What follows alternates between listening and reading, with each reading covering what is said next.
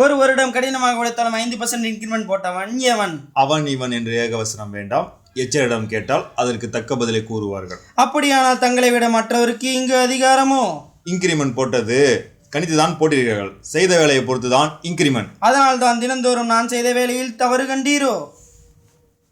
ஆம், பழுதுள்ள வேலை இருந்ததால் தான் இன்கிரிமெண்ட்டுக்கு அருகலை என்று தடுத்து கூறியவன் நான் தான். யார் இந்த கயவன்? ஆல் டிபார்ட்மெண்ட் ஹியூமன் ரிசோர்ஸ் எட் HR. உங்களுக்கு வேறு வேலை இல்லை என்பதற்காக எங்கள் வேலையில் தவறு கண்டீரோ? என்ன குற்றம் கண்டீர்? முதற்கண் உன் ஷிஃப்ட் டைமிங் என்ன சொல்லும்? 6 o'clock. ஃபர்ஸ்ட் ஷிஃப்ட் என்றால் 6 மணிக்கு வராமல் போனதற்கான காரணம்? அது இன்டைம் பிரச்சனை. நீ வேலை பிரச்சனைக்கு வரும். எம்ப்ளாய்க்கு முதலில் ஷிஃப்ட் டைமிங் தான் முக்கியம். அதை நாம் முதலில் புரிந்து கொள்ள வேண்டும். இன் டைமிங், டீ பிரேக், ஒர்க் அவர், லஞ்ச் பிரேக், ஒர்க் அவர், அவுட்டிங் அனைத்தும் அறிவோம். அது பற்றி உமது அறிவுரை எமக்கு தேவையில்லை. எனக்கு வேலை செய்ய தெரியும். எல்லாம் தெரிந்துவிட்டால் செய்யும் வேலையில் பிழை இருக்காது என்று அர்த்தமல்ல. அதை பற்றி நான் குற்றம் கூறவே கூடாதா? HR என் பணியிலே குற்றம் கூறுகிறாராம். கூறும் கூறும் கூறி பாரும்.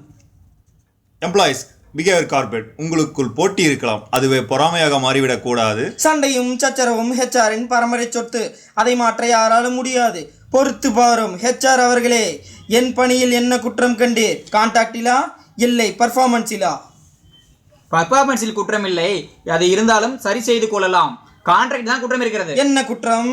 எங்கே தினம் என்ன செய்கிறாய் சொல்லும்? கொடுத்த வேலை கிடப்பில் இருக்க அடுப்பில் வந்த சோறு போல பொங்கி உழைத்து சொங்கி போனோம். பொங்கு மனம் கவலை துறக்க நட்பு நாடி சிரித்து பாடி FB திரண்டு BP மறந்தோம். மீண்டும் பணி செய்தோம். இதுதான் எமது தினசரி. FB பார்க்கும் தேவை? ஒருவன் வேலை பார்த்து மண்டை சூடாகி அவன் மனதுக்குள் அடிமை மாடாகி விடக்கூடாது என்பதற்காக FB பார்க்கிறேன். எம்ப்ளாயுடன் கலாட்டை செய்வது? மலர்களிடத்தில் உள்ள மகரந்த பொடிகளை எடுத்துவிட்டால் பூவிற்கு மனம் இருக்காது என்பதை கண்டேன். வேலை செய்யும் இடத்தில் சந்தோஷத்தை எடுத்துவிட்டால் எங்கே வேலை போய் விடுமோ என்பதற்காகத்தான் கலாட்டா தேவை. இதனால் தங்கள் மேனேஜ்மெண்ட் கூற வருவது? புரியவில்லை. வேலையிடத்தில் இயற்கையிலேயே சந்தோஷம் இருக்க வேண்டும் என்பதுதான் எமது கருத்து. ஒரு காலம் இருக்க முடியாது. காலை முதல் மாலை வரை ஆஃபீஸுக்கு டைமுக்கு ஒழுங்காக வருவதனாலும் பணியிடத்தில் சரியாக வேலை நடக்குமே தவிர FB பார்ப்பனாலும் அரட்டை அடிப்பதனாலும் சிரித்து அழைப்பறை செய்வதனாலும் ஒரு நாளும் வேலை ஒழுங்காக நடக்காது.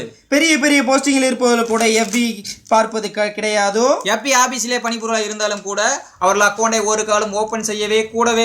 அப்போ கூகுளில் வேலை செய்பவருக்கு 17 நோக்கத்தில் இருப்பவர்களுக்கும் இதே விதிமுறை தான் அடக்கம். ஒர்க்கில் நீ செய்வதில்லாமல் உனக்கு உதவுகிறாள் இன்னொரு HR, அவளுக்கும் இதே நிலைமைதானோ? அவளுக்கு மட்டுமில்ல, நான் அன்றாடம் ரிப்போர்ட் செய்யும் CEO, MD, CEO அனைவருக்கும் இதே விதிமுறைதான். உண்மைதானா? உண்மையாக, நிச்சயமாக. HR பாலிசியின் மீது ஆணையாக. நான் படித்த MBA HR மீது ஆணையாக.